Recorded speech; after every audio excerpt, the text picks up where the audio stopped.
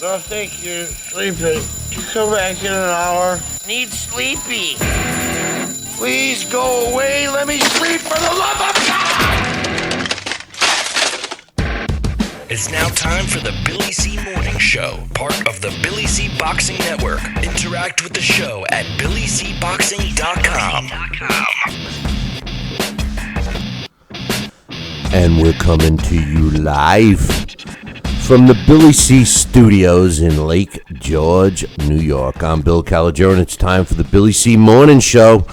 Good morning, everybody. Hope everybody's doing all right. Give a special shout-out to all of our listeners on ESPN New Hampshire. Glad you guys could join us. Glad we're part of your sports programming this morning.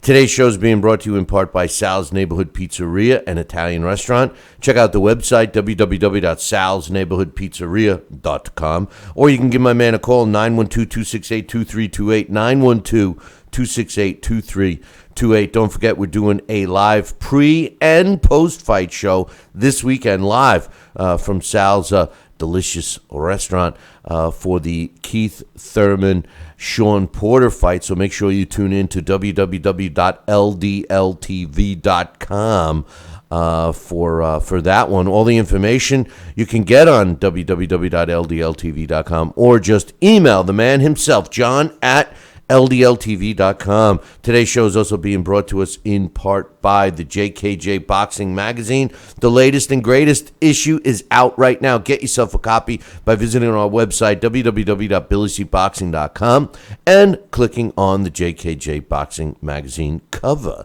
which is right there on the right-hand side. And finally, today's show is being brought to us in part by my book, Tom Molyneux, From Bondage to Baddest Man on the Planet, is available right now where all good books are sold, and you can literally get one right now by visiting barnesandnoble.com or amazon.com. Find out why we got a 5-star rating across the board. It's a great book for not only boxing fans, but for everyone. This is a story that's a piece of boxing history. It's a piece of American history, and it's a piece of black American history, which is a story that must be told. You got to read it. Get yourself a few copies. You know, read one, give one out for a gift, and maybe keep a couple laying around the house. You know, but anyway, coming up a little bit later on the show, we got Boxing Hall of Famer Larry Hazzard joining us. We'll get his thoughts on a bunch of stuff, including the big fights this weekend, and this week's Blast from the Past, which will I'll be joined with my man Alex Perpali. Features a world heavyweight champion, a former world heavyweight champion, who at the time was considered unbeatable, and for all intent and purposes would have retired undefeated had he not been coaxed back into live action from his retirement. To save the white race, and I kid you not, that's how he got back in. James Jeffries is our Blast from the Past, so Alex and I will talk about him a little bit later. But first, I got some stuff going on that I'd like to talk about. Before we get started here, we lost Muhammad Ali, a treasure, not only for the boxing community, but for the world. And we've heard many people remember Muhammad Ali, and we've heard stories and how he touched everyone's life. And I said how sometimes if you were old enough to have watched him during his active career, you'll know that at times people loved him, at times people hated him. But by the time he left this world to a bigger and better place, everyone loved Muhammad Ali. He was much bigger than the sport of boxing. Well, this kind of proves that. Muhammad Ali is on the cover of the latest Rolling Stone magazine. And there's a really good article in here. Normally I don't promote stuff, but, unless they pay us. But, the bottom line is, for me to see Muhammad Ali on the cover of Rolling Stone, and I'm sure he's been on many covers, but Rolling Stone magazine, to me, that pretty much nailed it in terms of cross-platform and how important Muhammad Ali meant to the world, not just the boxing community. And if you read this article, you'll see what I mean. Get yourself a copy of the latest Rolling Stone magazine and read the article about Muhammad Ali. It's titled "The Greatest of All Time." So check that one out. We got. I'm seeing a chat that Alex is having some trouble with the Title Bout Championship computer game. Maybe I got to renew his license. So when we do the chat, we won't have any. Any simulations, which is unfortunate because it's always fun to see how the computer would have put these blast from the past fighters that we talk about against current champions. But today's main topic that I want to talk about real quick, the big fight coming up this weekend, which is a fight that I'm really looking forward to, and I really believe, and I said this long before, these two guys were talking about the fight themselves yesterday, but I really feel that the Shawn Porter-Keith Thurman fight is the biggest fight significance-wise for the welterweight division since Tommy Hearns fought Sugar Ray Leonard. I mean, the aspects surrounding the fight. Two young fighters, both in their prime, both similar, both heading in the same direction, parallel, et cetera, fighting each other, which has become an exception in the sport today. It's an exception, not the norm like it was. I mean, back in the day, you'd have two fighters. First of all, two young fighters that may be crosstown rivals would have fought each other way early on. Because that was the way to promote, events in a small town. So, keeping that in mind, once they got past that and they were parallel with another big-name fighter in the same weight class, those fights happened more than not. It was just the thing to do. And, boxing has evolved in many different ways over the last couple of decades. And one of the things that's pretty obvious to me is that this is not the norm anymore. This is an exception.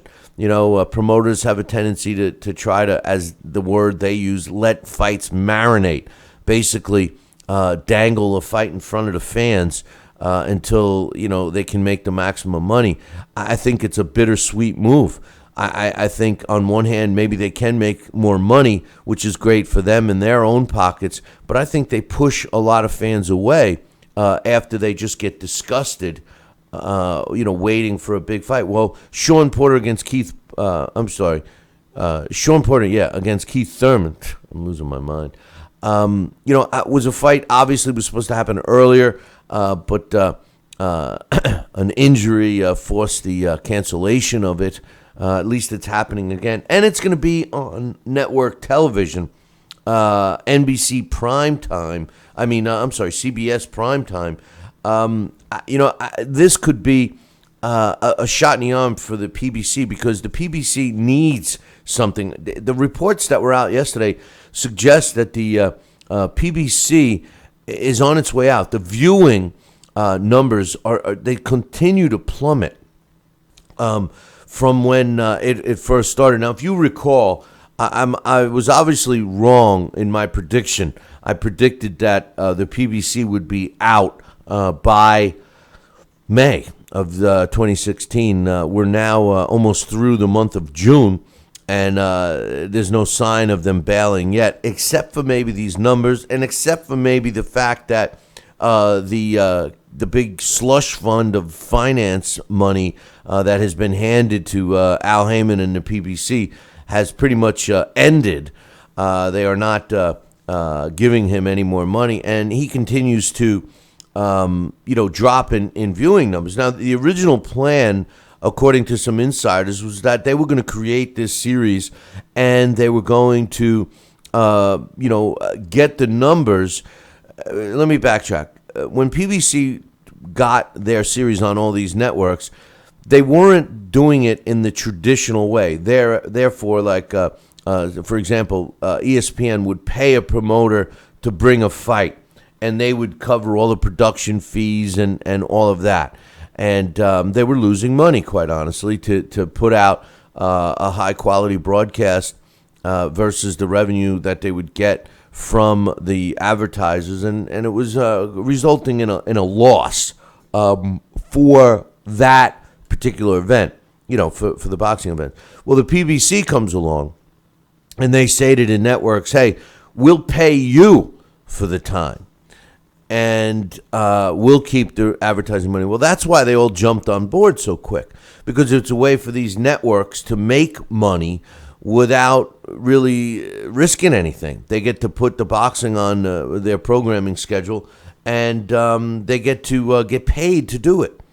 And the theory with PBC was that they would build up the viewership and then sell these productions after they were successful with branding back to the networks that, would have the numbers to justify paying for it. Well, the numbers keep dropping. This past weekend, for example, which had boxing on NBC primetime, was the lowest PBC numbers to date. They were down 20% from the previous broadcast on NBC primetime, and 39% down from the one before that, which was in December. The previous one was in April, which got a 1.0 rating. The one in December had a 1.3. The one the last weekend, 0.8. 0.8.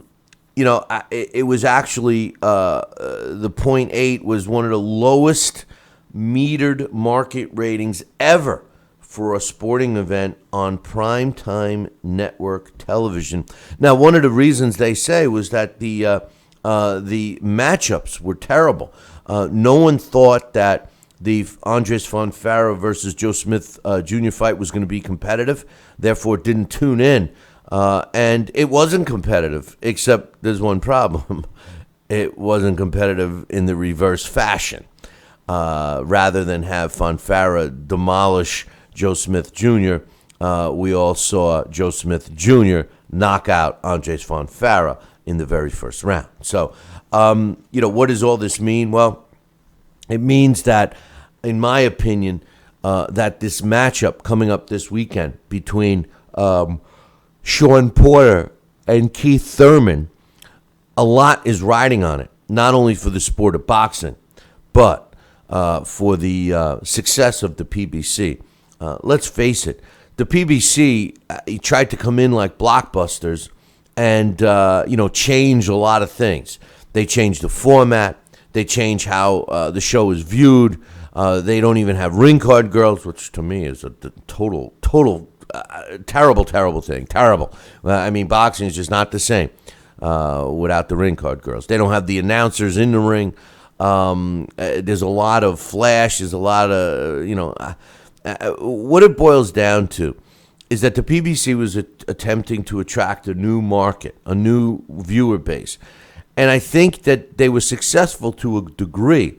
But I think the lack of knowledge about the new viewer base, this new generation of fans, the lack of knowledge and how you have to maintain their interest is where they fell short. In other words, even though they're successful at smoke screening a lot of younger fans, you're not going to hold their interest with these guys fighting. Deontay Wilder is another example that I'll get to right after I come back from this break. The Billy C. Morning Show will be right back. Hey, fight fans, check out KOFantasyBoxing.com. KO Fantasy Boxing is boxing's only trademarked fantasy game.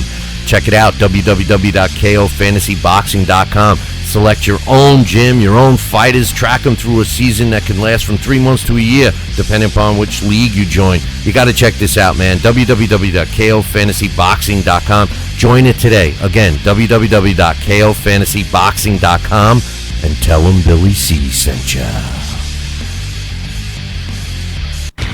Check out BillyCBoxing.com now, or feel the wrath of the mighty mustache. Oh, that hurts. Why are you doing that to my face? I hate you. That's BillyCBoxing.com. Consider this your warning. Now, back to the Billy C. Morning Show. Interact with the show at BillyCBoxing.com.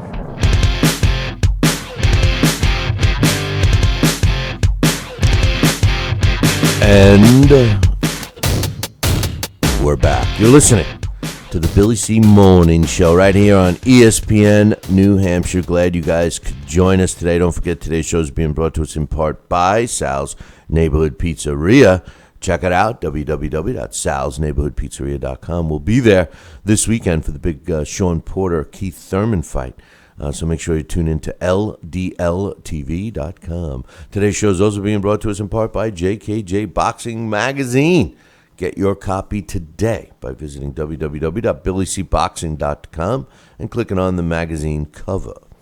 What I meant when I said Deontay Wilder, listen, I want to make myself perfectly clear that, I like Deontay Wilder. I like, his fights are entertaining because he goes for the knockout and everything else. My hang-up with Deontay Wilder is that Deontay Wilder pounds his chest like he's the biggest, baddest man on the planet, and he's not. His resume doesn't suggest it. As a matter of fact, my question is Deontay Wilder the modern-day Primo Carnera? Is this a guy that has been built up, by his management and a smokescreen been laid for the boxing fans to think he is? And here's an example of what I'm talking about. When you look at Deontay Wilder's record, the biggest name on his record that he beat was Berman Stavern. And Berman Stavern is a guy that I think, I'm giving him the credit for beating him because he beat him and won the title. We got to give him credit for that. I don't care if Mary Poppins had the title. If you beat her, you won the title, all right? So we give him credit for that. But as we, dissect Stavern's resume, his own resume, we realize that he ain't all that. So beating Stavern wasn't as, in my opinion, I think the biggest win for Deontay Wilder was Artur Spitska. And the reason why I say that is Artur Spitska was a guy that fought some tough opponents and got by him. So I give him a lot of credit for that win. Anyway, he's fighting Chris Arreola. Now he's definitely using the Povetkin issue with the controversial steroid test, which they found traces of a steroid that was recently banned, and the fight was called off, and the battle cry for Team Wilder was, oh, he's a cheater, we don't want to fight him, and they keep pointing that out. And they had to take Chris Arreola because Deontay Wilder wants to stay so busy, and he was the only available guy, which, I find hard to believe that he's the only available guy on the planet that would fight Deontay Wilder. I think what they really mean is that he's the only available guy that's willing to fight Deontay Wilder for the money that they offered him. That's the truth, all right? Because let's face it, Deontay Wilder is scaring no one. He was like the guy I don't talk about anymore. No one was afraid to fight the guy I don't talk about anymore. No one. Why would you be afraid to fight him? He can't knock anybody. He couldn't knock me out. Deontay Wilder, well, he can knock people out. There's no question about that. But is he the current modern day Primo Carnera? One of the other reasons I think he is because they got him on the broadcast this weekend for the Anthony Joshua Dominic Breazeale fight. Is outrageous odds on that fight in favor, of course, for Anthony Joshua. I mean, not only is he a more accomplished fighter in the amateurs, of course, and as well as the pros, even though Dominic Breazeale and Anthony Joshua have fought similar opposition, I think Anthony Joshua has, dismantled that opposition much better than Brazil has. Brazil has struggled at times. But everybody on the planet is leaning towards Anthony Joshua in this fight in a big way, except for Deontay Wilder. Deontay Wilder has been programmed to say that this is a 50-50 fight. And, oh, by the way, he's going to be the guest analyst ringside for that fight this weekend, which I find interesting. He's a good fighter. He's, early in his career, he's got, a wide open career. But as a ringside analyst, he's done it once before. He's not that good. The PBC is which I know this is going to be broadcast on Showtime, but for all intent purposes, that is Al Heyman's Showtime, and this is their way of trying to market and get these guys out there, which isn't a bad thing. I think that it's good that they get them out there. The problem is that they're continuing to spray more smoke, or whatever the word I should use. They want to get more of that smoke screen. The one good part of it that I see happening is a possible unification fight between the winner of Dominic Breazeale and Anthony Joshua, which I'm going to presume will be AJ, and the winner of Deontay Wilder against Chris Arreola, which I'm going to presume to be the Bronze Bomber. A unification is something that I would like to see. Even though I feel that Anthony Joshua wasn't ready for his world title fight and, is still developing, because he's got a title, you can't use that excuse. The still developing excuse can't be used. So if Deontay Wilder was willing to fight Anthony Joshua, especially in England, as a mega event, I'm all for it. And I would love the fight. I think the fight would be a lot harder than people think. The one thing I will say, Deontay Wilder clearly has a devastating and powerful punch. There's no question about it.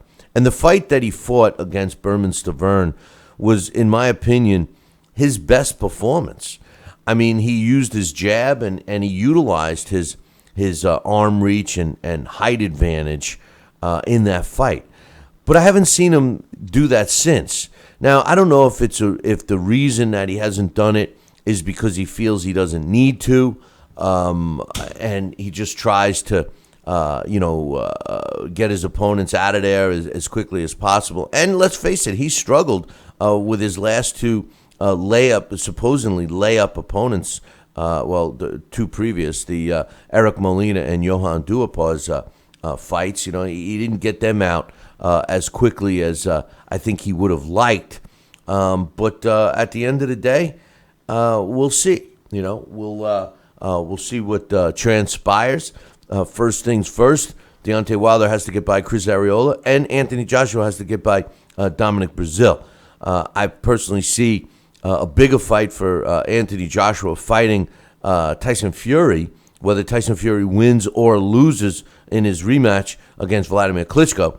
We'll have to wait and see on that one. But anyway, my bottom line feeling still points back to the Porter-Thurman fight, which is scheduled this weekend.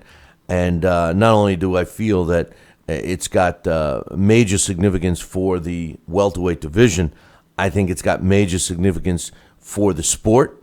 And I think it's pretty much the PBC is going to kind of ride their shoulders, on their back, so to speak, to continue to move forward. I anticipate the numbers this weekend for Porter-Thurman to be very high. If not, let's just say this: if the numbers fail to impress, the viewing numbers after Porter-Thurman this weekend, the PBC is done. It's done. Because, theoretically, I mean, what's a bigger fight on network television than Porter-Thurman right now? I mean, what other fight can you think of that would bring in more of an audience than Porter-Thurman? And do you know that there are some bonehead fans, so-called boxing fans, on the internet posting things like it's not a big fight, that it's a crossroads fight, that it's two guys that one is going to go forward and the other one's finished. I mean, this is the ignorance of today's boxing fan. If you listen, I talk about probably too much the great fights of yesteryear, and I constantly compare boxing today to yesteryear, and I'm always depressed that the fights aren't as great as they used to be. But at the end of the day, the truth of the matter and my honest feelings is you can't blame the fighters for it, because unless they, avoid a fighter at all cost, which has been done by some self-proclaimed great fighters, the truth is that you can only fight the people that are available around you. If the overall talent pool is not that, if the talent pool is a kiddie pool, what are you supposed to do? The only thing you can do is beat them all up and say you beat everybody that was around at that time. That's it. That's all you can do. For the fans to suggest, and there are some that's out on social media, to suggest that Porter-Thurman is not a big fight. I was actually criticized on social media about me comparing the Porter-Thurman fight and the significance being as big as Sugar Ray Leonard and Tommy Hearns. Again, that's a show of ignorance on the fan part, because it is as big. When you put it in perspective on what the sport is today. Back when Sugar Ray Leonard and Tommy Hearns fought, there were many big fights going on, and it rose to the top. But at the end of the day, it was still a very important fight between two young, in their prime welterweights, ready to move forward. The same thing is happening on Saturday. Same thing. Saturday night is going to have two young welterweights fighting each other with their career on the line, in a sense. The guy that wins is going to move on to bigger and better things. The guy that loses is not finished. The loser of Porter-Thurman is just going to be a setback. They will be back, and they will still be a top welterweight in the division. Because when you look at the rest of the division, how can you say that they won't be? The significance of this fight is big. The pressure on this fight to live up to the expectations is immense. Again, I'm pointing out about the PBC and the troubles that they're having numbers-wise. We're talking about the troubles that the sport is having, maintaining fans. I think these numbers show that the fan base is there, but they don't hang around that long. And the reason they're not hanging around that long is because the young fan today gets bored. They get bored with everything. Everything has to be quick. That's why I believe that the UFC and the MMA does so well, because generally it's a fast fight. There are times, and I've called several, where, the two fighters are leg locked in front of you, and it's not exactly a pretty sight while you're sitting there calling a fight. But it is what it is, and I think that the sport of boxing, the best thing is that we could get these kinds of fighters that are aggressive and entertaining, the Lomachenkos, those kind of fighters, the kind of fighters that go after it, they want to end the fight quickly. Another Mike Tyson type fighter, if could have evolved today. That's the kind of fights we need. You need these kinds of of fights, the boring fights that some of the ignorant fans will tell you, oh, that's the sweet science. Yeah, that's great, but nobody's watching it. You want the fights that become embedded in your mind, the fights that you can't forget. I'm mentioning Tommy Hearns, Sugar Ray Leonard. The first fight, a great fight. Sugar Ray Leonard, Hagler, a great fight. Tommy Hearns, Hagler, a fantastic fight. These are all fights that pop into your head when you mention these guys' names. That's the important thing. You want to mention a fighter's name and immediately, automatically, have great performances pop into your head. If that's happening, then that fighter is in my opinion done his job. He's helping the sport, helping himself, helping his own legacy. If you mention a fighter's name and great performances don't stick in your mind immediately, then you're not talking about a great fighter.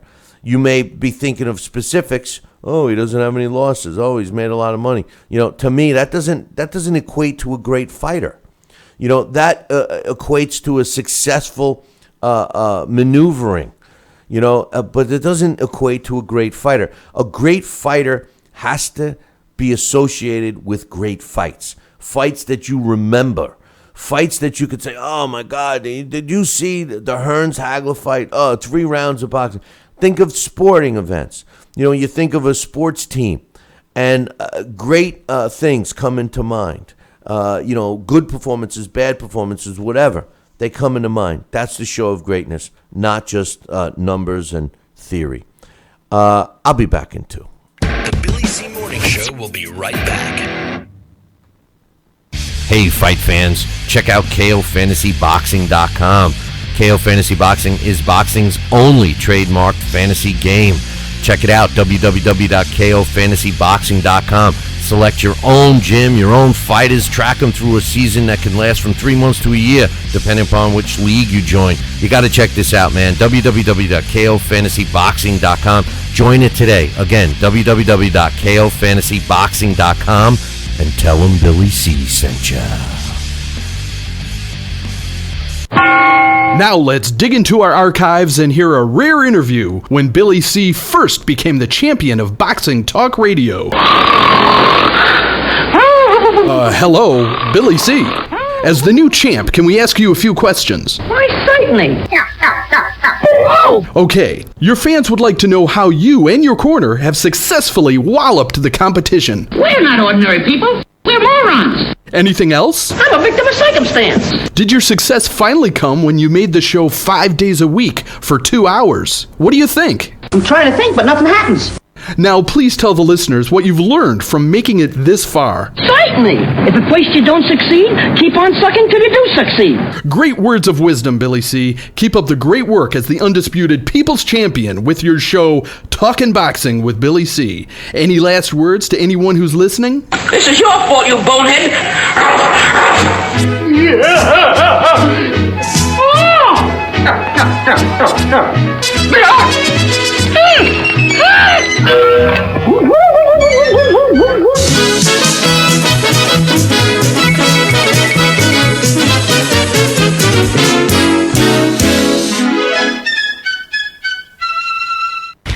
Check out BillyCBoxing.com now, or feel the wrath of the mighty mustache. Oh, that hurts. Why are you doing that to my face? I hate you. That's BillyCBoxing.com. Consider this your warning. Now back to the Billy C. Morning Show. Interact with the show at BillyCBoxing.com.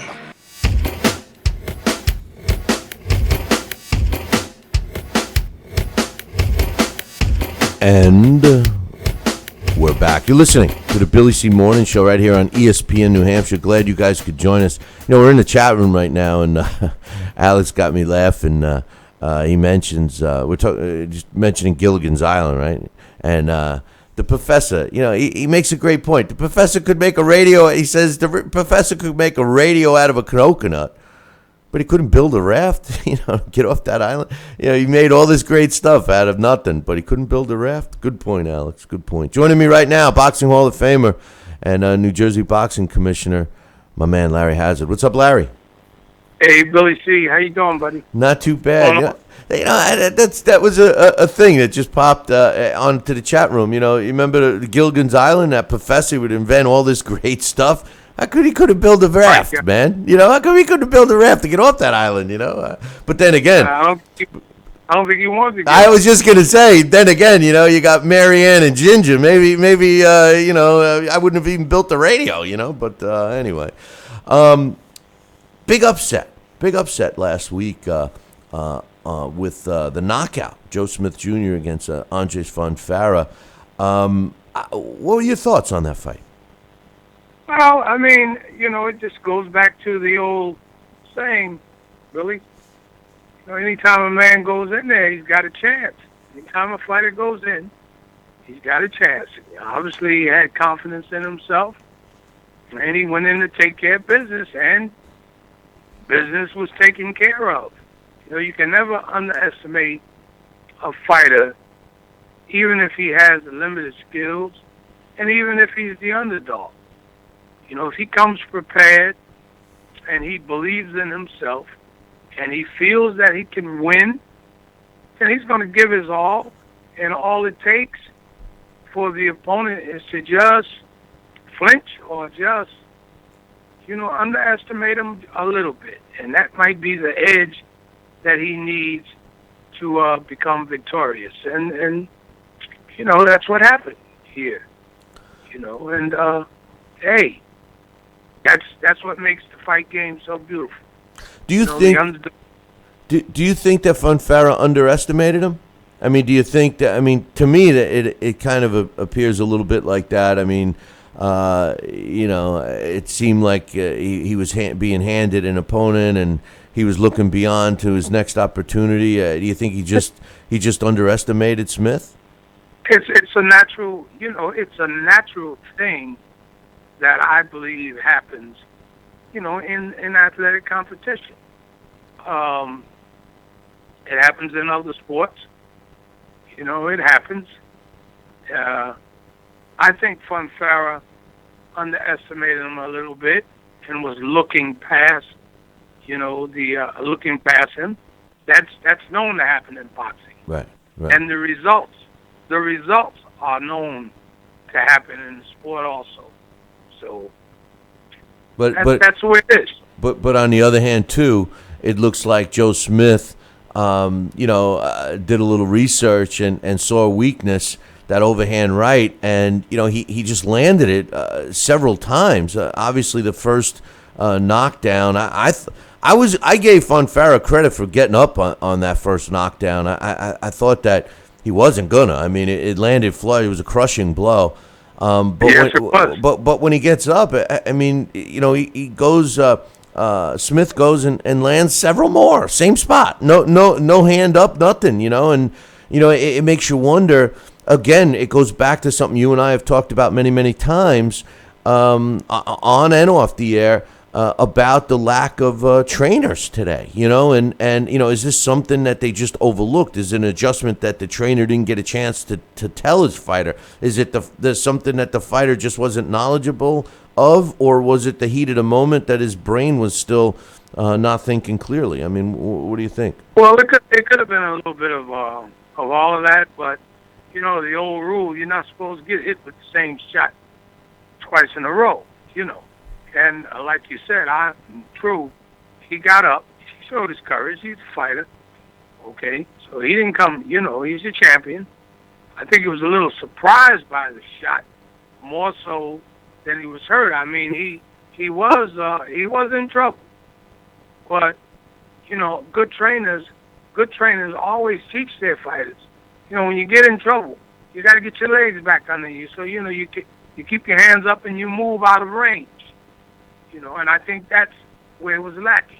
And again, the old school trainers, okay, had the edge because they know the strategy for almost every situation. And once again, this is where it appeared, his teacher came up short because he got up and he started getting hit with the same shot over and over again, which shouldn't happen. Well, a lot of the old time trainers used to be fighters. You know, a lot of fighters, a lot of trainers today are nutritionists. You know, or rah-rah men. You know, they don't know.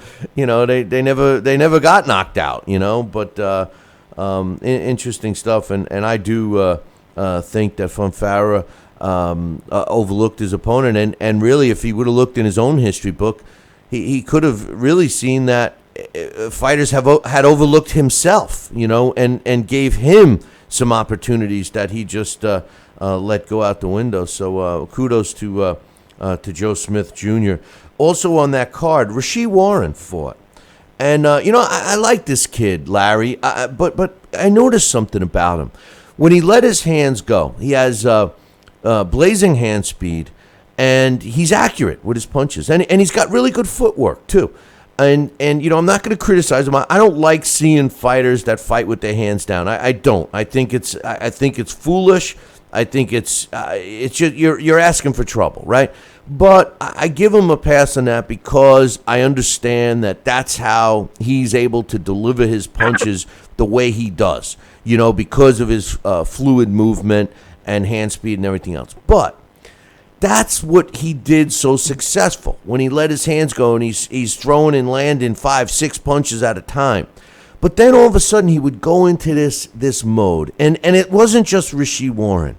I've seen other fighters do it, and I think we've talked about it, where it's like bing, bang, boom, you know, like 1, 2, 3, you know, left, right, left, you know, and that last fight, that last punch, that boom, bing, bang, boom punch, right? The boom punch is supposed to be the power shot that knocks out his opponent. And then they wait. They take a step back and they admire, like they're expecting the guy to crumble to the canvas or something. And you know, here's a guy with 4 knockouts. You know, he's not known as a knockout puncher, and I've seen other fighters do it. And then what happens is when they're trying to look and admire at the punch that supposedly is supposed to crush their opponent, and they don't, they're open to get tagged. And that's exactly what was happening in that fight. When Warren was letting his hands go, he wasn't able to be hit. But when he did his bing, bang, boom deal, he was susceptible. What do you think about that? Why are they doing this? Why are these fighters all of a sudden thinking? Because it's a lack of experience, and once again, I hate to be redundant, but we go right back to the teacher. I mean, this kid is on his way up. Okay, this is the learning phase. All right, and as far as him dropping his hands, of course, you know, those are basic skills that are supposed to be no-nos in the sport. But of course, the greatest of all, Muhammad Ali, you know, a lot of this that you see comes from fighters trying to emulate Muhammad Ali, but it was only one Muhammad Ali. We know that. But some fighters do find a modicum of success in keeping their hands down in the movement. Roy Jones was good at it, okay? But the difference with Roy Jones was that Roy Jones knew how to follow up once he got a fighter hurt. He didn't sit back in the earlier days. He didn't sit back and admire his work. You know, he would step right on back in and finish guys off. Well, and he had a good teacher. Again, this is what the trainer, the teacher has to teach these kids. You know, you don't admire your work. So it's 1, 2, 3. Now the next time it's 1, 2, 3, 4. Right. You know, and a lot of these kids, I wonder if they really do understand that you don't have to load up on every shot. You know what I mean? You know, it's that last shot that you put the power behind, and then you come back with another shot. Step back in with another punch. So this is where the training comes in, Billy. You know, and we as we move forward, especially with these upcoming fighters, that's where we're really going to see, and that's where a lot of the criticism comes in. You know, this is the learning phase. And when we see these little mistakes, we only have, you know, we can only pinpoint that to the teacher. And that's what it comes down to. Yeah.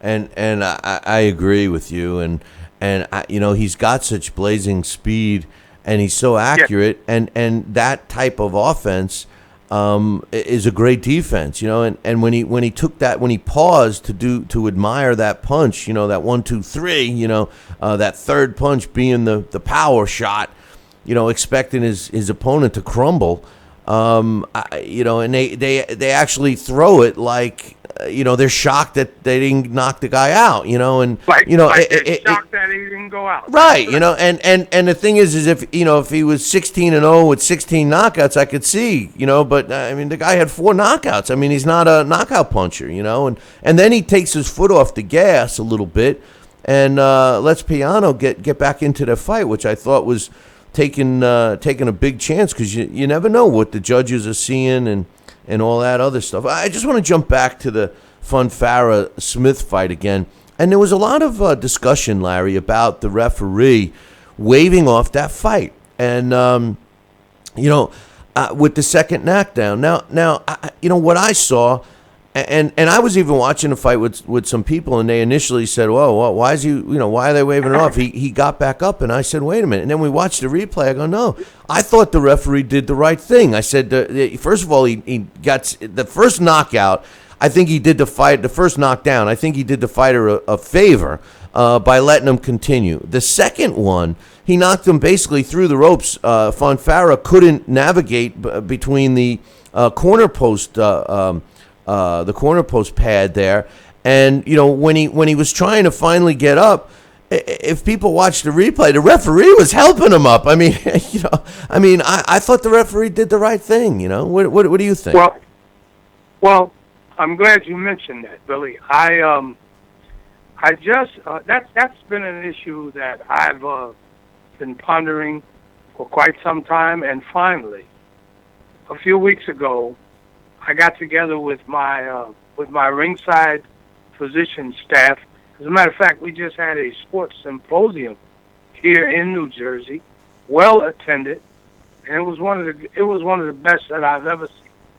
And all of my referees, it was mandatory that they attend. They had a chance to interact with our ringside physicians. Several weeks ago, or maybe a month or so ago, I sent out an edict to all of my referees that we had to enhance the mandatory knockdown procedure. And what I mean by the enhanced knockdown procedure, in New Jersey, going forward, when a fighter gets knocked down, especially after he takes a barrage of punches, the referee will institute very quickly, okay?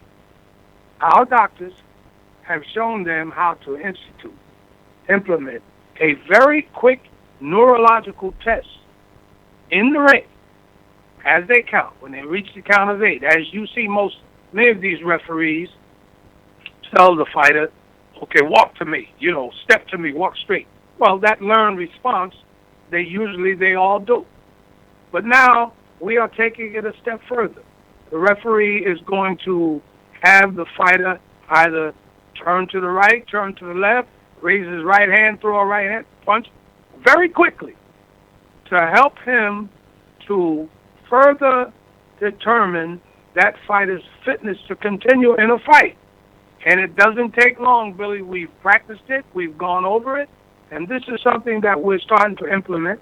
And we've sent it out. I sent this out to several commissions. I sent it.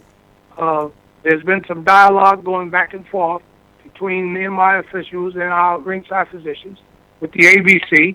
So it's out there. We even had it put up on the one of the websites. Okay, so I'm going to try to get you the information so you can look at it. But this is what we're going to do, and this should begin to remove some of the questions sometimes when we, the fans, or commentators, feel that the referee stopped the fight too soon, or he should have allowed it to continue. Okay, these are the types of things that we have to continue to do as our sport evolves, so that it's a step even further in maintaining the integrity, of the sport while we protect the health and safety of the fighters. Good deal. But I thought in that particular situation, I thought the referee did the right thing. Yeah. Yeah, he was, he could have been hurt. And just to ask you a question about this move that you guys are making in Jersey, so I would assume that during the pre-fight instructions, the referee is going to say, now listen, if there's a knockdown, Yes. I might say to you, take a step forward, because you're right. A lot of these fighters know they automatically, they're in Dream Street, but they automatically know that they got to put their hands up and take a step forward. I've seen it many times where you know damn well the fighter's not ready to continue, but he's acting like he was. So as long as they remember that and they respond. So if they don't respond, if he says move your right hand or whatever, and they don't respond, then they know that he's not really in a condition to continue, right? That's right, and you're right on. I'm glad you brought that up, Billy. During the pre-fight instructions, the referee is going to make sure that they understand this is what you're going to be asked to do, okay? You're going to be asked to do this. And if you can't respond properly, then the fight may be stopped. I'm glad you brought that up. And now everybody understands. And it's very, very accurate, okay? And I think that it takes everything a step. It moves it up a step, because when a fighter is really experiencing a concussive episode, there's certain types of cognitive responses that are learned, and having a fighter walk straight to you, it only gives you an indication of balance. Okay, but now you're going to make him with these other commands, you're going to bring into play the use of the left and right side of the brain. Have him turn to the right or turn to the left. Don't have him walk straight to you. Move to the side, and now he has to turn. You see, the brain now, the left side of the brain has to come into play. And this is going to give you a better indication very quickly. I emphasize that I'm saying a lot, but this can take place very quickly. And this is what you're going to see happen. And the fighters are going to be told this in advance, so there won't be any question going forward. Yeah, because most fighters they'll always say the fight was stopped too soon. Very rarely do they not agree with it. And we all know that safety is a major concern, and boxing is safe when it's performed in the right way and when the fighters are prepared correctly. I mean, the stats show that it's safer than pro football, that's for sure. We got a couple of big fights this weekend, and the Keith Thurman Shawn Porter fight, to me, Larry. And I was criticized when I said this, but I'm curious to know what your thoughts are. I think the significance behind this fight is pretty relative. And, well, let me just say this first. Here you got two young welterweights, both in their primes, very similar pedigrees themselves. They fought similar opposition. They seem to be parallel. In this era of boxing, the exception is this. When two fighters are fighting each other, they avoid each other in weight, and they use the word marinate, blah blah blah. But to me, I look at this fight not only being an important fight for the sport and for the division, but to me it resembles when the biggest fight in the welterweight division since Sugar Ray Leonard and Tommy Hearns. I know there's been bigger fights since then, but as far as the welterweight division, I put this fight, based on the significance of this fight, right up there with Leonard Hearns. What do you think? Well, it's not as greatly anticipated as Leonard Hearns, and I think you will agree with that, because the two fighters, in my opinion, comparatively, don't come close to Leonard Hearns in skill level, etc. Okay? But I do agree with you that in that division, these two fighters are probably the two greatest standouts right now.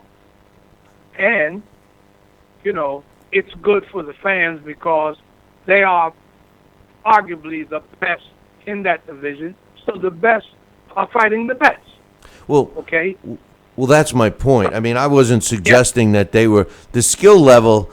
There are no more Sugar Ray Leonards or Tommy Hearns. I mean, we're not going to get that, my man. But based on the crop of or I should say the pool of fighters we have today, Porter-Thurman, they got to be at the top, So that was my point. I wasn't comparing them. No way. I would never do that. Okay. But your point is well taken. Your point is well taken, and I agree with you. It's significance, the significance of the fight, and in today's era, you have any predictions on that fight, Larry?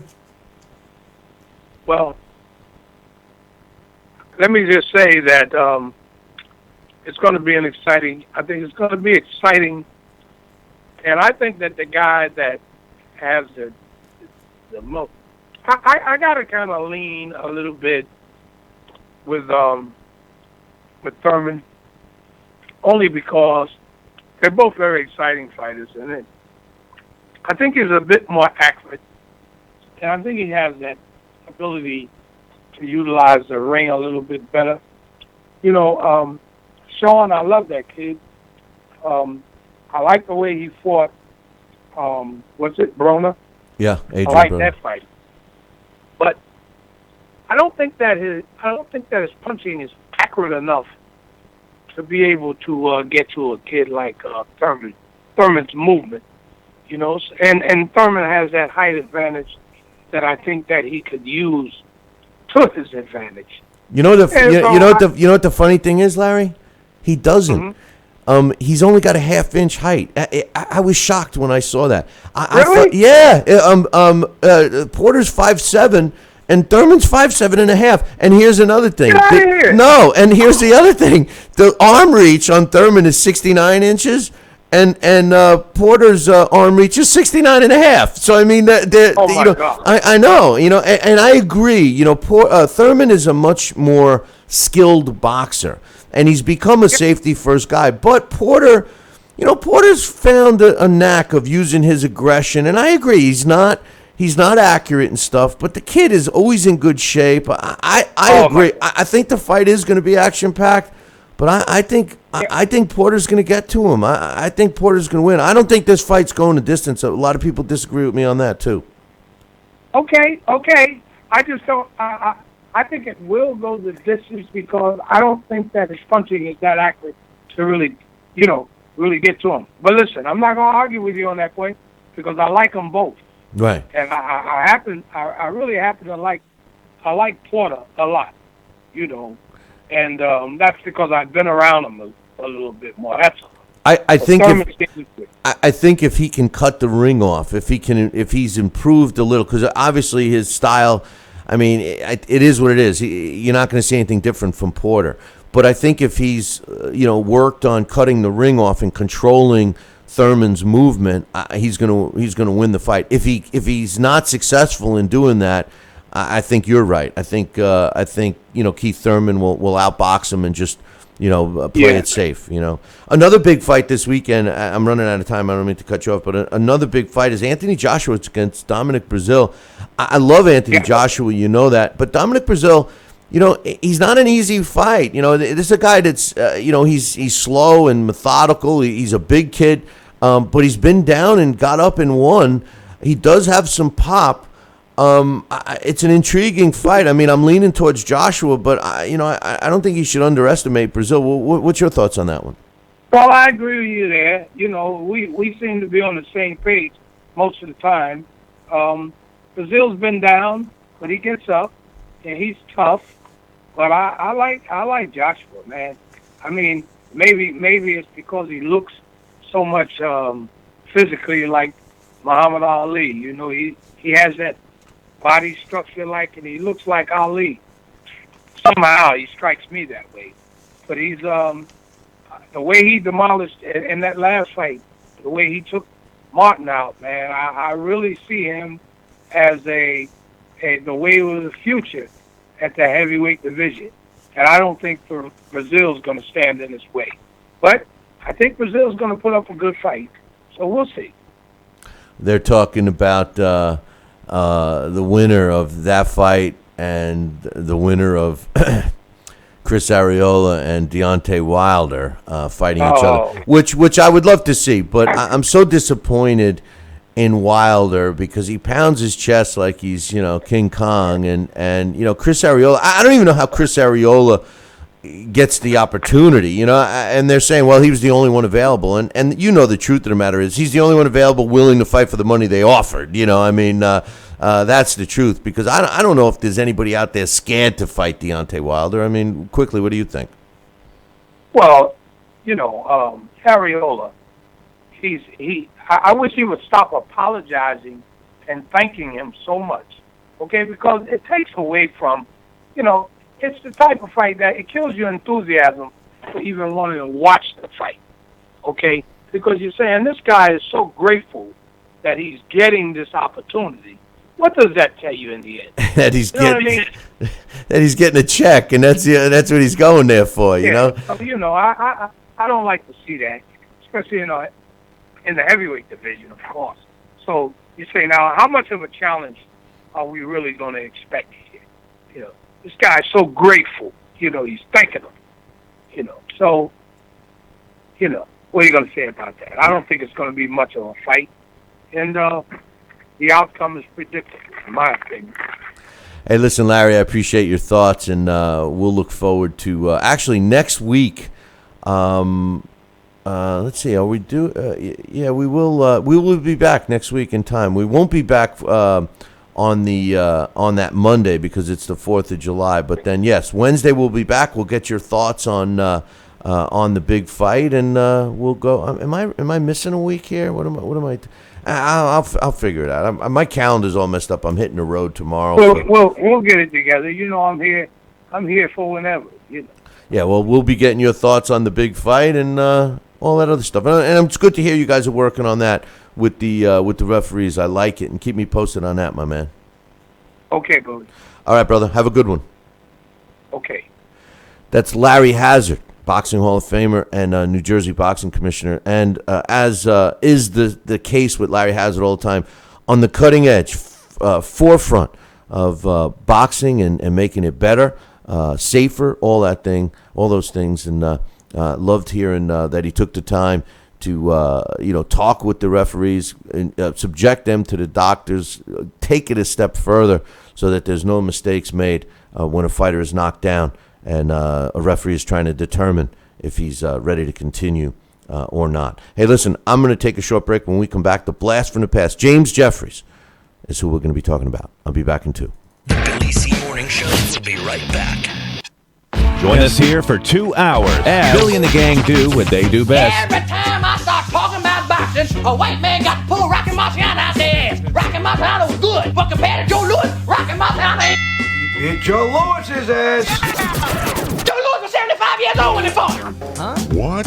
We're supposed to be talking boxing. It's Talking Boxing with Billy C. Hey, fight fans, check out KOFantasyBoxing.com. KO Fantasy Boxing is boxing's only trademarked fantasy game. Check it out, www.KOFantasyBoxing.com. Select your own gym, your own fighters, track them through a season that can last from 3 months to a year, depending upon which league you join. You got to check this out, man. www.KOFantasyBoxing.com. Join it today. Again, www.KOFantasyBoxing.com, and tell them Billy C sent ya. Check out BillyCBoxing.com now, or feel the wrath of the mighty mustache. Oh, that hurts. Why are you doing that to my face? I hate you. That's BillyCBoxing.com. Consider this your warning. Now back to the Billy C. Morning Show, part of the Billy C. Boxing Network. Interact with the show at BillyCBoxing.com.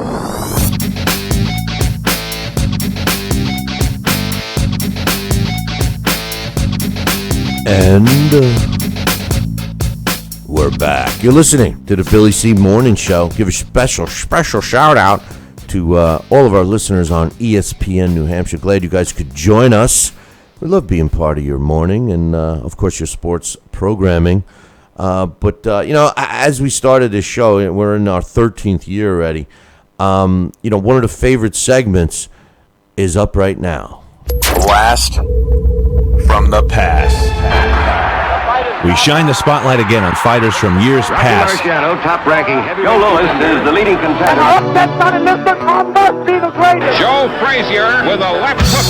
Good right hand thrown by Foreman that time. Look at that left hook. Belt that goes to Ray Mancini. It's Blast from the Past on Talkin' Boxing. And this week's Blast from the Past, which is being sponsored by KOFantasyBoxing.com. Check it out, www.KOFantasyBoxing.com. Features a former world heavyweight champion and boxing Hall of Famer, and of his era was regarded as pretty much unbeatable. James Jeffries is who we're going to talk about today. And joining me to tell us all about James Jeffries is the professor from Gilligan's Island. Oh, no. It's Alex Perpali. What's up, my man? Hey, Billy C. Good morning.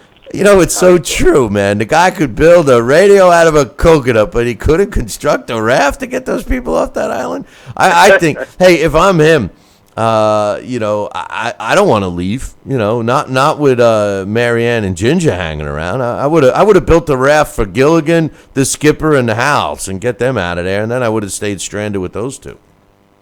Yeah, you know, I think when watching it as a kid, that never occurred to me. But I think now, looking back, I think that probably was his strategy. Yeah, well, he had quite a thing going on with Marianne, I think, didn't he? Well, it seemed like they were always together, but it was more like I don't know. But hey, before we get started, you know, when I kicked off the show today, I mentioned Muhammad Ali was on the cover of Rolling Stone magazine. They put a great article in there. I wanted to get your thoughts on that. I mean, I know that Muhammad Ali was bigger than the sport of boxing, but I found it fascinating, and I was very pleased to see that, you know, the cross-platform of interest in Muhammad Ali gets him on the cover of Rolling Stone. What's your thoughts on that? Yeah, I think that is cool. I mean, he certainly was a major cultural icon. So in terms of, you know, that he was. I mean, that's why Foreman, you know, has that great line: "Boxing is the sport to which all others aspire." I mean, when you listen to the language they use when they talk about great matchups, they always talk about, you know, they talk as if they're talking about fighters. Boxing is it's the only sport it's like a living metaphor because life is a fight, and you know, Ali being one of the greatest that ever set foot in the ring, and being such a major political figure. I mean, this country was at the time. I mean, right now we're living in very partisan times, but I think the Vietnam War really did divide the nation, and he became a force for one side versus the other, and then to be vindicated by the highest courts in the land, you know, he became something more than just a super athlete. He's a major cultural figure, and then, you know, the way he became also this tragic figure because he was cut down by the sport, by, you know, not proven, but very likely boxing is what also left him in the condition he was. You know, he just became this figure of peace. I mean, there was a point where he went, I think it was in the early 80s or mid 80s, where he went to Iraq and got some airmen back from out of a Iraqi prison. He met with Saddam Hussein, and you know, that was one of those things that he just was this goodwill ambassador. So yeah, it certainly he's been on almost every cover, and I think it's fitting he's on Rolling Stone too. Yeah, I found I was glad to see that, and the article is really good too, by the way. But who wrote it? Who was? Is it one of their usual guys? Let's see. I'll give you the author right now. I happen to have it right in front of me. You know, it's funny. You see Prince, you see Gwen Stefani, and then all of a sudden you see Muhammad Ali. You know, I mean, by Mikkel Gilmore. Mikkel Gilmore was the author. Yeah, I don't recognize him. Yeah, but yeah, he. There is a song. There's a song, Black Superman. It's on YouTube. It's a little dated, but it's a song about Muhammad Ali. interesting stuff. He'll obviously, greats like that, you never forget them. So, and speaking of greats, James Jeffries was certainly a great fighter and a character in his own life. Tell us about James Jeffries. James J. Jeffries, yes, this guy, born James Jackson Jeffries. His nickname was the Boilermaker. I'm not sure yet what that is. Maybe because he worked as a Boilermaker.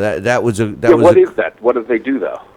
Oh, they fixed boilers. No, they wwere down in the they called him a Boilermaker. They were down in this. I'm thinking that it was it wasn't a boiler like a heat boiler, but something with metal, right? Oh, they're smelting metal and melting things. Yeah, throwing molten metal into a furnace or something. It was something along those lines, a Boilermaker, because he went back. He was actually working as a Boilermaker before he started to fight, and then while he started his career, he went back to work before he could get away from it totally. Now you got me thinking. Isn't it? What's that? Isn't it a drink as well? It's, a Boilermaker. They according to the Google, they install and maintain boiler systems. Really? They assemble, install, and repair boilers, but they didn't closed vats, and other large vessels or containers that hold hot liquids and gas. Okay, so it must have been steam. Steam boilers, because there's a beer cocktail. Well, you drop a shot into a beer glass, and they call that a Boilermaker, and you gotta guzzle it before it foams all over the place. But that was what a Boilermaker used to be. But anyway, enough about that. I think we looked foolish enough. It's a Boilermaker, but they don't work with boilers. They work with concrete. Yeah. That's what it is. No, right. That's what it is. He's a concrete guy. Yeah, he's a carpenter. No, he works with boilers. That's what a Boilermaker is. Come on, Alex. Come on. Yeah, there we go. Jeez. So he was born in Carroll, Ohio, and he was just huge, a really big guy, the biggest of the sons of Mr. and Mrs. Jeffries. The father, this guy, it's interesting when you read about him because they talk about he was the gentlest of all the sons, but he was also the biggest. His father was they were Old English stock, God-fearing parents. His father was a Free Methodist preacher who evidently, it sounds like from his obituary, it sounds like the father was like a street corner preacher. But he and his parents weren't too excited about him boxing, but he was huge for the time. The way they describe him is he was just this big, gentle giant. Dogs loved him on sight.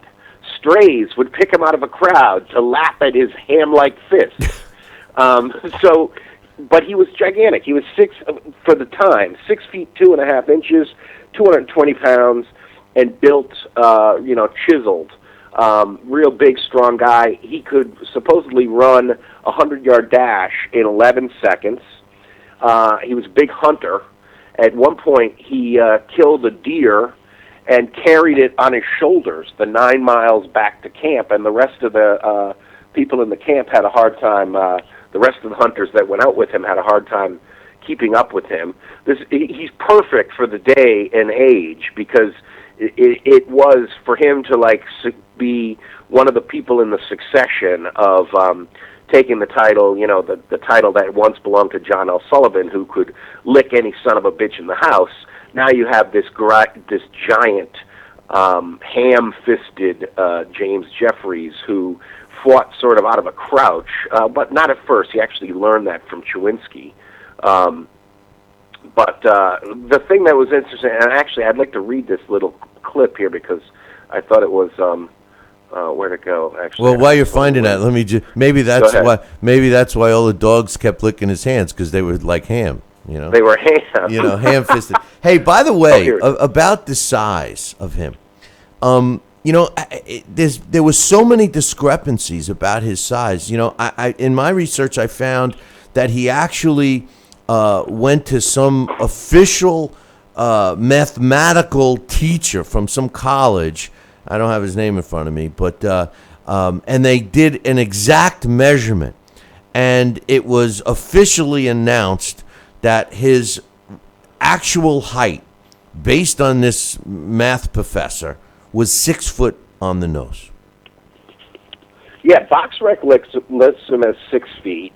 Bert Sugar calls him 6'2.5", and Cyberboxing calls him 6'2.5".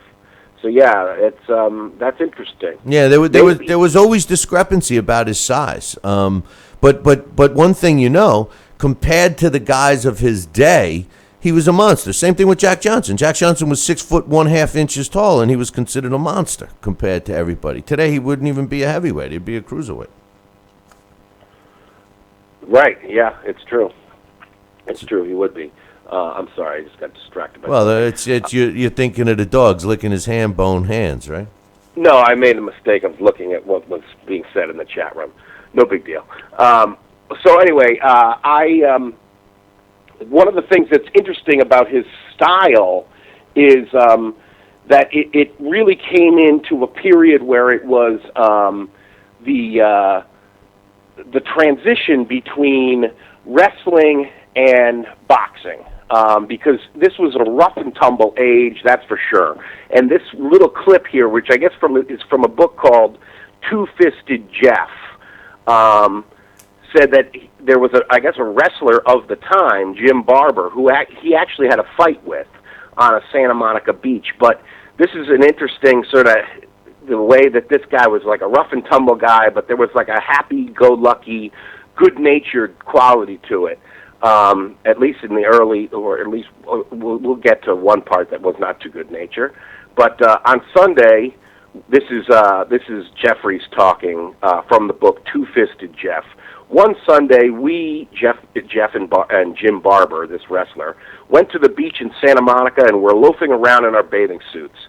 In some way, we were starting scuffling, grabbed hold of each other, and from play, we went at it to see which was the better man. We fought and wrestled all over that beach, tore up half an acre of sand and gravel, and when we were finally finished, we were skinned from head to foot, where the sand and gravel had rasped us like a file.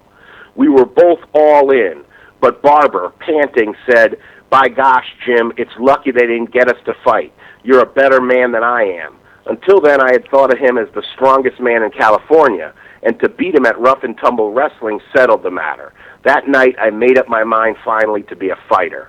If I was strong enough to beat Jim Barber, I need fear no one. I'll tell you, it sounds like, you see, excuse me, how we're always saying they were a lot tougher back in those days. It sounded like, they were playing around. They both get skinned from head to toe. That sounds like a pretty tough game, right? Oh God, there's if you ever want to see an amazing fight, it's actually between two grizzly bears. Type in on YouTube grizzly bears Treadwell footage, and the way Jeffries describes the way they tore up half an acre of sand and gravel makes me think of that, because these two bears are fighting, and you should see what they do to the mud and sand just from the two of them driving their force at each other. It's pushing up so much dirt, and you could just picture that between these two big men on a beach thrashing each other. What that must have looked like. Jeez. And the bathing suits back then were like wearing, overalls, for God's sakes. But but not always. I tell you, I watched some of these old footage because one of the things that's interesting is Jeffries was in one of the, I think it's arguably one of the, it's not the first, but it's maybe the second time a boxing match was ever filmed, and there's actually clips of it on the internet, on YouTube. But in watching the first clip is a Jim Corbett fight, and the outfit he's wearing is it would make Hector Camacho blush. Get out of here! Really? Oh, I gotta see. Yeah, it's a little off-putting. I gotta see that. But just to jump back a step and talk a little about James Jeffries' training methods. You told the story of him hiking 9 miles with a deer on his shoulders. He actually the training methods that James Jeffries used, and just to reiterate, how strong this man was, and the perception of everyone else about his strength, almost like tales made about this guy. But his training methods were pretty unique at the time, and as we've learned over time, were pretty dangerous. He used to go and train hunting and fishing, and it wasn't just going to a camp. They used to find a spot, like this guy would hunt for mountain lions and deer, and basically he would go off into the woods and survive based on hunting, and climbing these mountains to get to these sites and all this stuff was very taxing on his body. And he did that to prepare and to toughen him up. But one of the most amazing things, and I know I've mentioned this before, is part of his training regimen was to limit his intake of water. He felt that would toughen him up. So during a day working out nonstop in the hot sun, he would limit his water intake to 1 quart of water. And he felt that would toughen his body up and prepare him for a battle, for a fight. And now we know this guy's lucky, Alex, that he didn't die of dehydration. I mean, when you're working so hard and you're not replenishing your body of vital fluids, I'm amazed he carried on as long as he did with fighting and training with 1 quart of liquid a day.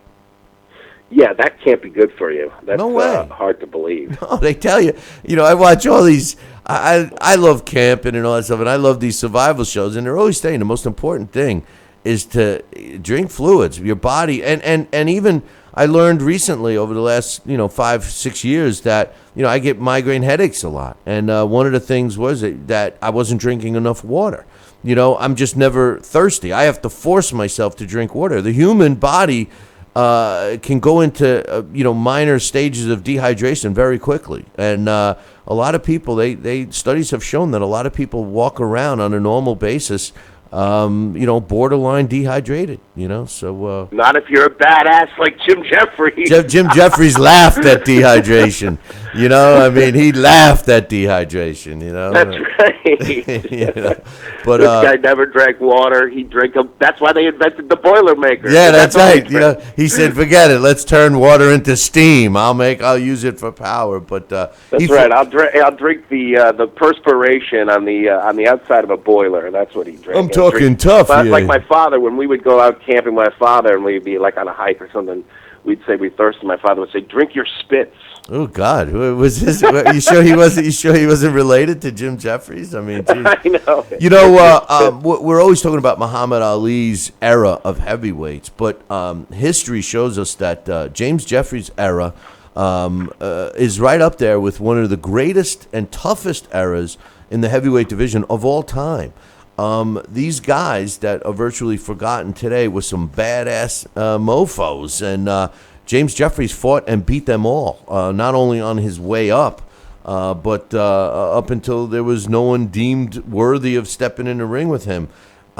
Specifically, his 2 fights with Tom Sharkey are legendary. Yeah, Tom Sharkey, definitely, those fights are unbelievable, and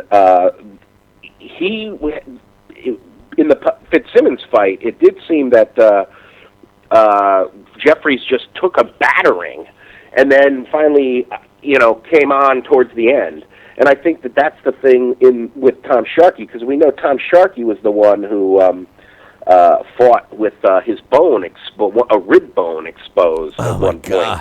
So in terms of constitution, these 2 guys could take quite a beating. The rib, when I read that Tom Sharkey from a body blow, all right? So for anybody that doesn't know what we're talking about, from a body blow from James Jeffries was so hard that it shattered one of the ribs of Tom Sharkey, and it came right through his skin.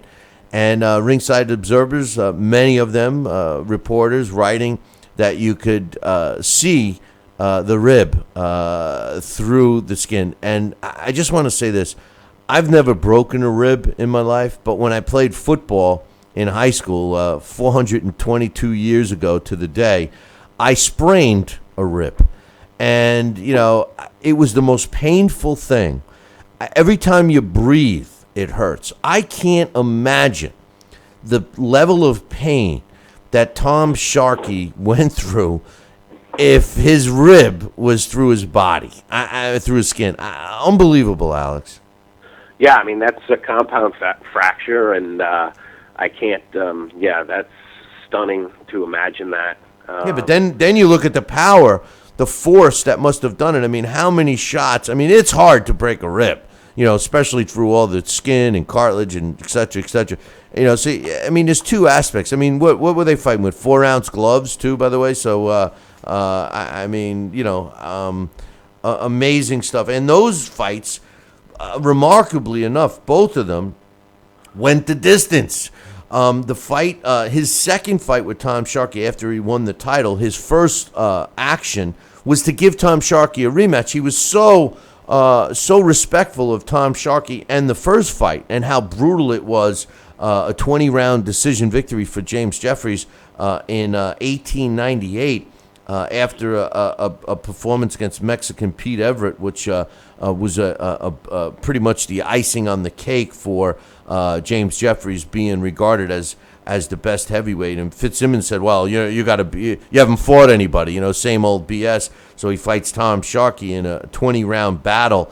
So the first thing he did was, after he beat Fitzsimmons for the title, he fought Tom Sharkey again, and later would say, long after his career was over, even after the Jack Johnson fight, said that his toughest fight that he ever had was the second fight against Tom Sharkey that went 25 rounds, and people described it as the most vicious and savage fight of all time.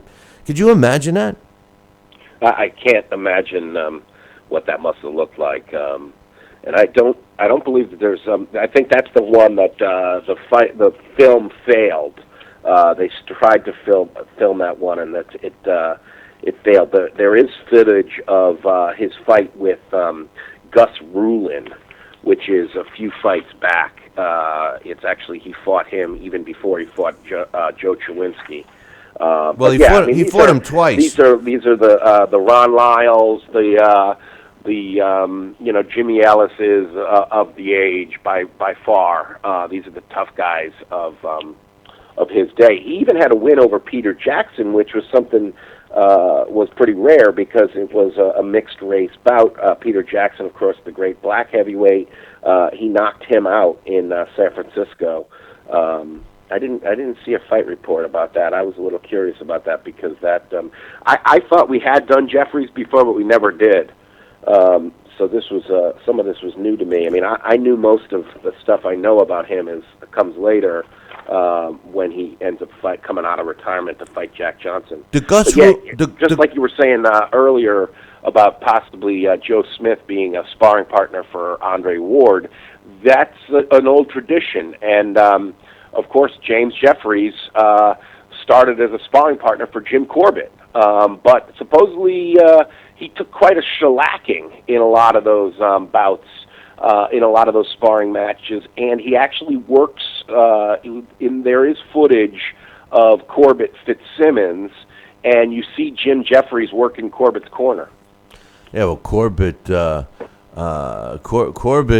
he worked Jeffries' corner against Jack Johnson, didn't he? Right, yeah, right. So they were friends. And that's one of the things is that, as much as a good-natured thing, I mean, Corbett, we know, is an unabashed racist. I was just going to say, he was the biggest racist of all of them, really. Yeah. Now, Jim Jeffries is his buddy. Can you make assumptions? I don't know. Is it fair? I don't know. It's something you notice it. But I do think, of course, Jim Jeffries was labeled the racist, or at least labeled, he was, if there is a good side and a bad side, he was the bad side of representing the white race to try to vanquish Jack Johnson back in 1910. Yeah, but the pressure on Jeffries. Let's talk about that in 1 second. I just want to say about the Gus Rulin, you were saying that there's footage, but he actually fought Gus Rulin twice. I'm wondering which one. The first time he fought him was a 20-round draw, long before he was the world heavyweight champ back in 1897. But towards the end of his career, just before the rematch with Bob Fitzsimmons in 1901, he fought Gus Rulin again. That's probably the one that there's footage on, right? No, it's actually it must be the first one because he gets stopped. He stops Rulin in the corner. Yeah, that's the first one. That's the second one. Because he fought to a 20-round draw in the first one in 1897. Oh, you're right. In 1901, he knocked him out in 5. Yes. Oh, I'm looking. I have my box rec printout is upside down here. Yeah, 1901. There it is. Yeah. You're right. So yeah, but he fought Corbett a couple of times, and so let's fast forward. He fights Fitzsimmons. He wins the title. He gets a rematch with Sharkey, fights Corbett and another tough guy in Hank Griffin. Gus Rulin, he beats him again. He gives Fitzsimmons a rematch, knocks him out. Fights Corbett again.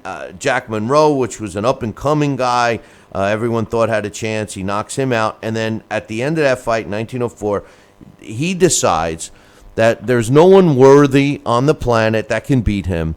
So there's no sense in him fighting. And everyone believed him. Everyone felt the same way. And he retired from boxing. As a matter of fact, a weird thing that he did was he picked his successors. He picked the 2 guys that he felt should fight for his vacated title, which he would later say he didn't vacate, but he vacates his title. And what was it? Jack Root against Marvin Hart, I believe. Right. He even acted as referee. He was the ref. We complain about crazy stuff today, but it was just as crazy back then as well. I mean, the guy picks who's going to fight for his title, and by the way, he's going to referee the fight too. I mean, that's almost like Game of Thrones sort of succession right there, because it does place tremendous importance on he who was champion, he who was king, that I'm going to stay right here. I'm going to be right here when the next king is awarded, and it will be my hand who raises his hand. I recently heard an old radio. I like that classics, and I was listening to an old show, and the storyline was the king gets to pick the next king, but you can only be king for I don't know how many years, and then you get executed. So, you pick your next king, and to get picked as a king wasn't that great. So the twist at the end was all the previous kings would hide the next one so that they would say that they executed him. They would execute some peasant instead. And then all the exiled kings would be living under false names and stuff, which I thought was a nice little twist. But anyway, so he retires and goes and presumably is living happily ever after on his alfalfa farm. And then Jack Johnson becomes the heavyweight champ. And then this whole racial thing, Alex, gets so blown up. It becomes a national story that dragged on for years. We mentioned Jack London, heading the charge to save the white race. And, I mean, talk about racism. It was horrific of how they basically conned James Jeffries to get back in the ring to save the white race and beat Jack Johnson. Tell us about that whole thing. Yeah, they appealed to his pride and just plain there's enough money there to make it worthwhile. He took off 90 pounds in training. He, as you said, he had retired to his alfalfa farm. He was getting fat and enjoying life, raising his alfalfa. And, that Jack London had written that he was begging, basically, openly in the papers that Jim Jeffries come out of retirement and save the white race from the golden smile of Jack Johnson, the new champion, who had several gold teeth. He said, wipe it off his face, right? Remove he wanted to wipe it right off his face. Yeah. Of course, it didn't work out that way. No. Jeffries, did train his ass off in camp and came in, a resemblance of his old self, but very soon it was obvious that he had nothing compared to the great Jack Johnson, who was in his prime at the time. It was July 4th, 1910, in Reno, Nevada. They met. That was very typical for fights to be on holidays like that, on Labor Day weekend or July 4th weekend, because everybody worked. So the idea of having a big fight where people could come out and see it would be on a weekend where either a holiday or official holiday. Wait a minute. Everybody worked? Man, times have changed, huh? Yeah. Well, there was industry. There were jobs. There was actually jobs for people. I see. There was jobs. Yeah. What is this thing I heard? What's this thing called a job? What is it? I mean, is it something that you get compensated for? I mean, anyway. But yeah. He waited. He started training kind of secretly, right? Because he was embarrassed. He was 300 pounds, right? I mean, he was close to pretty fat. Yeah. I mean, he was. Take up 90 pounds. You're over 300. Yeah. Right. So it was no easy task for him to get back down to fighting shape, but. He could only carry fawns. He couldn't carry deer. That's right. He was basically, he had a cart when he was when he put on the extra weight. But when he was training, I mean, it was a big thing. When this fight was, when he finally agreed to it, he had already started training secretly because he knew that the press would be hounding him, and he didn't want people to see him out of shape, as bad as he was. And could you imagine if there was Instagram? Oh man, that's what I'm saying. But even though the technology was a spit the way it is today, he still, once he officially announced it, everything he did was being reported via news. Now, obviously, it took a couple of days before everybody read it, but newspapers, video. I mean, the video of he and Jack Johnson preparing for this fight. There's a lot of video out. They used to set up camps, and people would come in and watch the workouts, and it was like a show before the show. And this went on for a while. This fight was the magnitude of Pacquiao versus the other guy that he fought recently. And of its time, it was equal, right? Oh, yeah, absolutely. Probably bigger because it had that political, social, cultural, factor. And when you go back and look in just do if you go at your local library, or you could jump on your library's database now on your computer now with your library ID.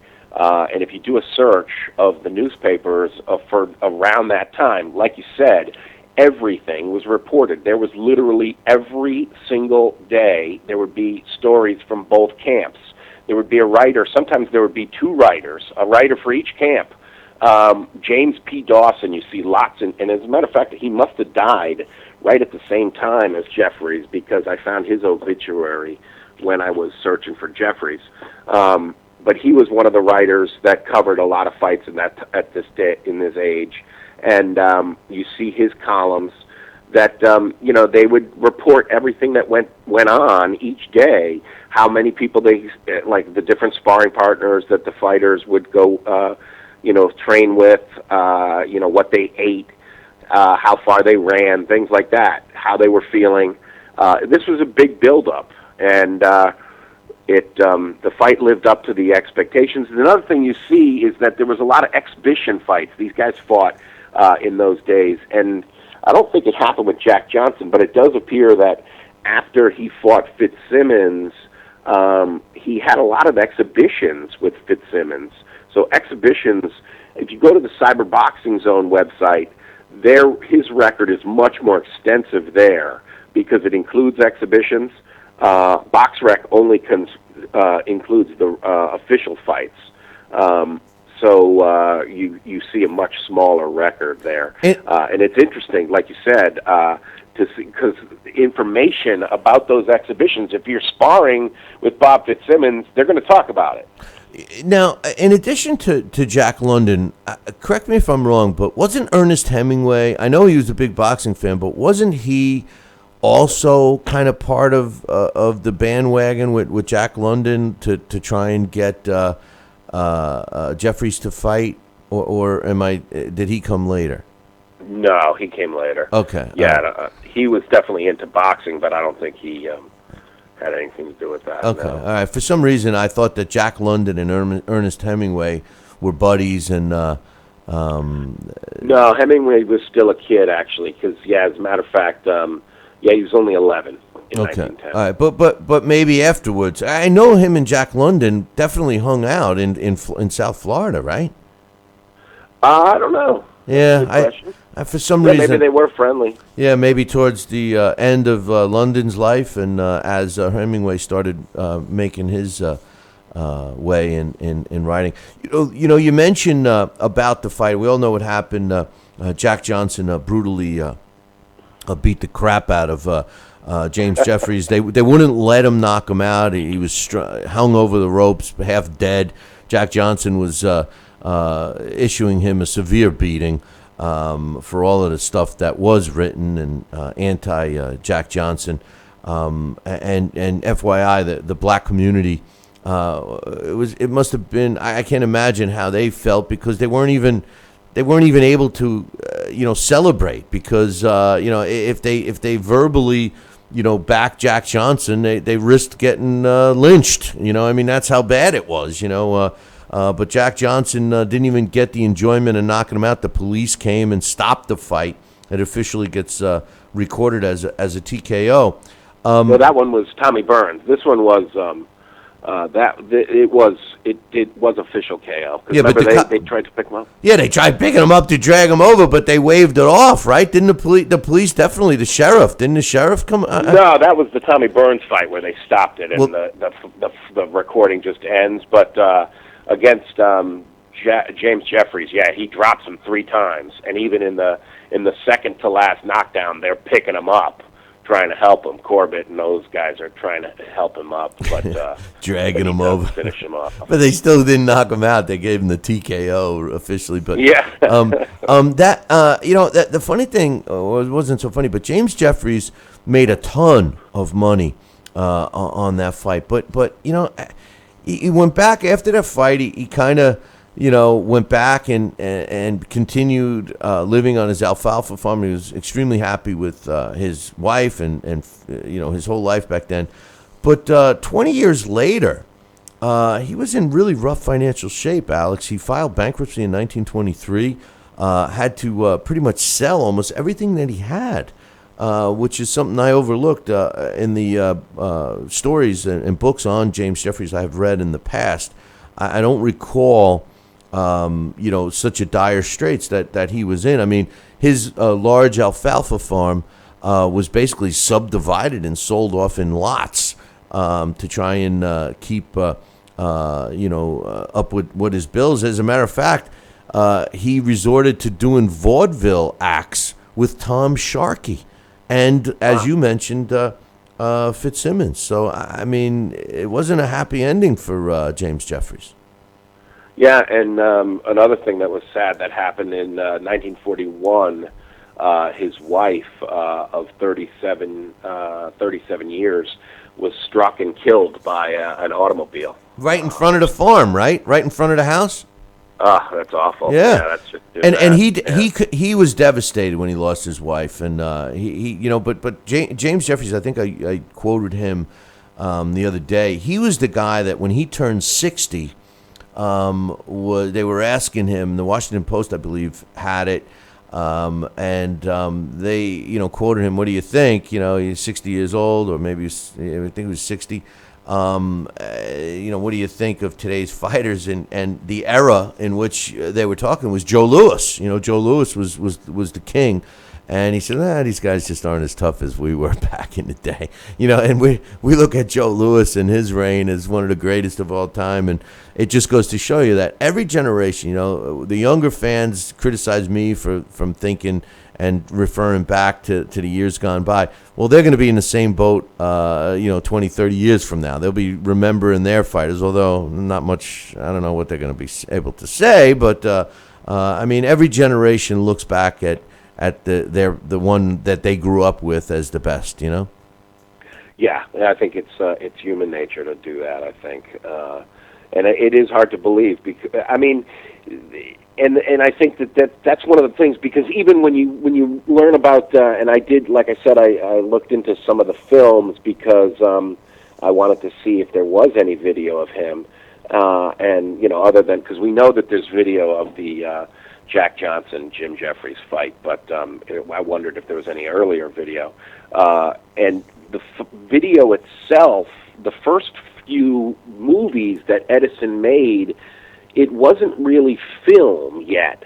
What it did was it took like 30 or 40 photos a minute, and then they rolled them back, and when they roll it together, it gives you the illusion of motion. So as we've talked about on this show before, what you're seeing is really not how fast these guys were, how strong they really were. It's really hard to get a good example. But when you read about Jim Jeffries, mamma mia, I mean, he sounds like a monster. And that's from guys who know what they're looking at describing him. So I think you do have to give a lot of credence to that. And one of the things even Burt Sugar talks about in his book, and he places Jeffries at 84 all time in the Boxing's Greatest Fighters book. He talks about how he fought out of a clinch. He learned that very much from Chewinski. So again, like we hear so much later, that with some of the other guys who fought in that sort of crouching style, you could sort of turn a negative into a positive. Whether you're a Frazier, a Marciano, a Tyson, because big guys are used to standing upright. So when you're coming in low and from that crouching style exploding up, that is an advantage, because you give an interesting angle. And I think that was one of the things about Jeffries, is he came out with that left. He would be moving that left, and then his best punch was this sort of pole-axing jab-type punch with his left hand. It's hard to call it a jab because it seemed almost more like a power punch. But you could imagine a target moving at you, coming up, blasting with that shot. He must have been quite a formidable guy. Well, Joe Chewinski his name pops up a lot in the history of the sport as being a mentor and a teacher to a lot of fighters that came after him. And it's a shame, because he's a forgotten guy. I mean, we know who he is, and a lot of our viewers and listeners probably learned about him through hearing his name with us. And, when you keep hearing his name popping up and the situations, and obviously he didn't draw a color line. He helped both James Jeffries and Jack Johnson, and ended up becoming friends with Jack Johnson. So, I mean, this guy was underrated, to say the least, Yeah, that's for sure. I think there is a book on Chewinski, isn't there? Is there? There's I don't know. A book on Chewinski and Johnson specifically. Oh, I don't know. I would love to. If there is, I would love to get it. Yeah, I thought I bought. I'll look and see if I have it. Any final thoughts on James Jeffries? Yeah, I just wish we could have done the championship boxing, the title bout championship boxing readout to see what it would have had him in there. How he would have done it today's guys, but I have a new OS X system on my Mac, and for some reason it doesn't want to work with it.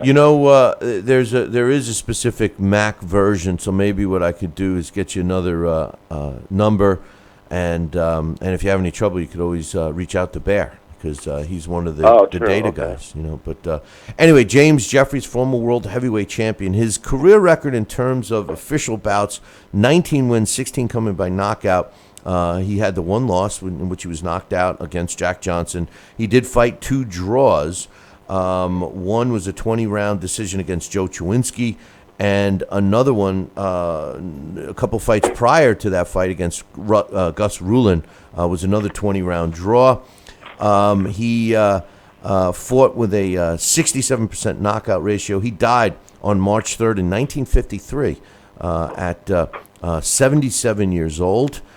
James Jeffries, our blast from the past today, was inducted into the International Boxing Hall of Fame in 1990. Great job with that, as usual, Alex. And before we let you go, I want to get your thoughts on the two big fights, at least in my opinion, the two biggest fights this weekend.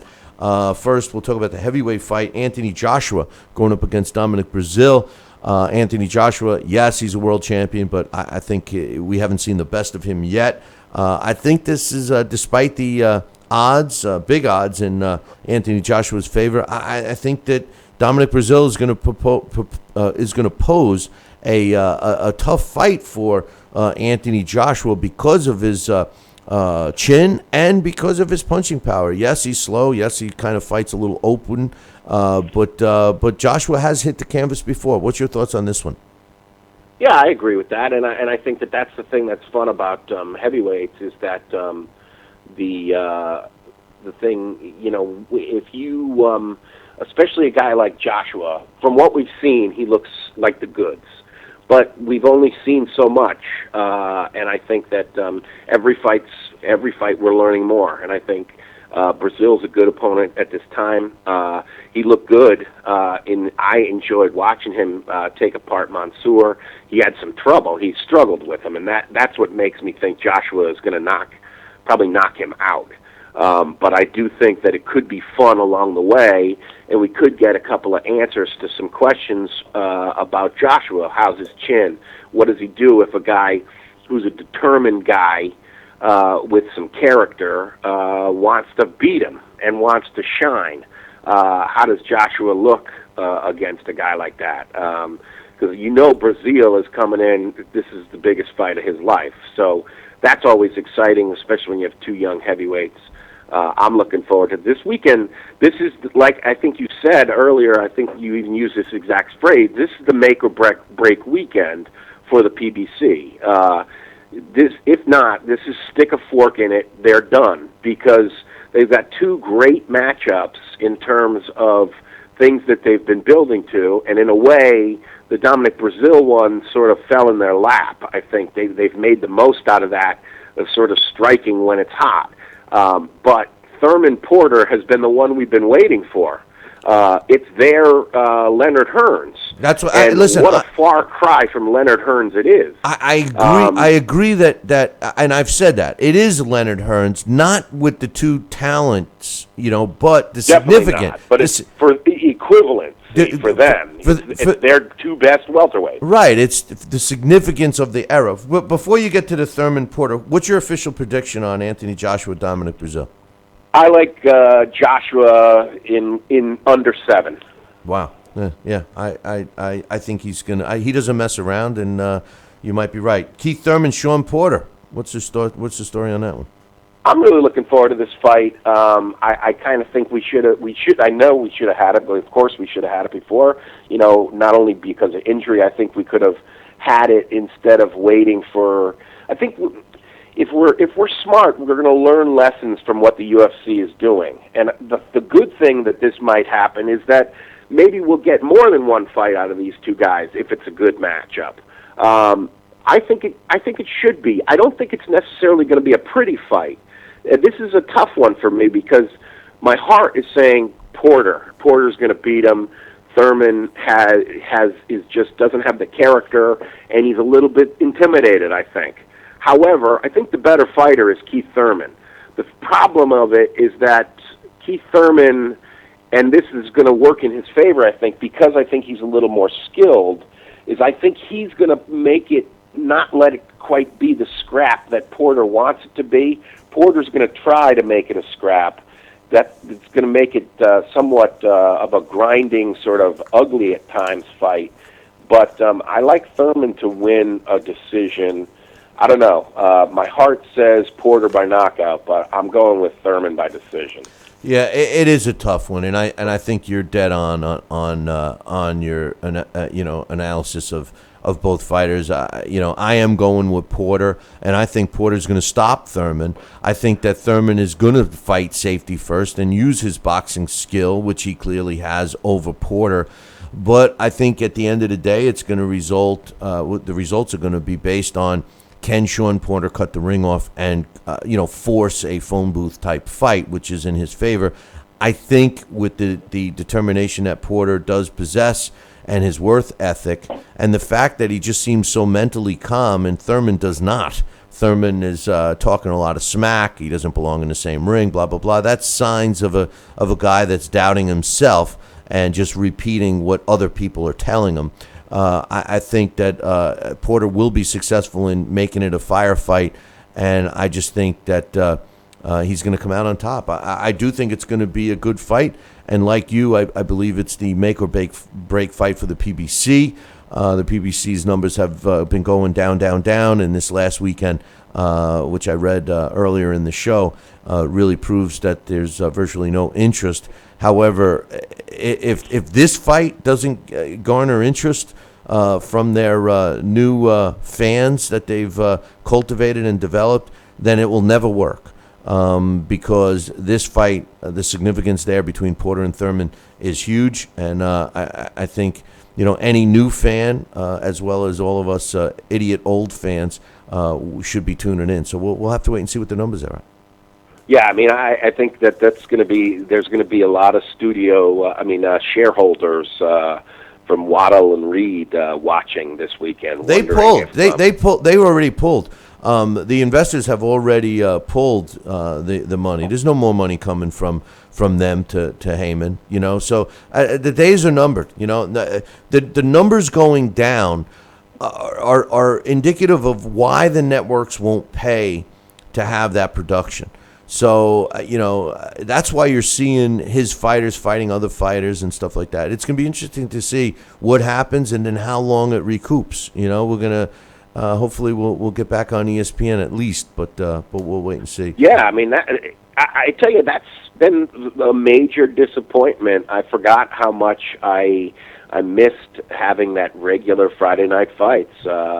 There's something really to be said for that. It wasn't always great, but I tell you something, just the regularity of it. As much as, it would start late and you'd get a Teddy rant, but, God, I miss Friday night fights. I know. I mean, just as bad as I still miss Tuesday night fights. And it's been, 20 years, 15 years, So, I mean, it's, you get used to it and you complain about things, but then you miss it when it's gone, But anyway, Alex, enjoy the fights this weekend. And I'll be looking forward to the next time, which I got to figure out when that's going to be. Because I think with the holiday and the travel I'm going to be doing, I don't think we're going to be back until that Tuesday after the 4th of July weekend. So I'll be in touch, and we'll go from there.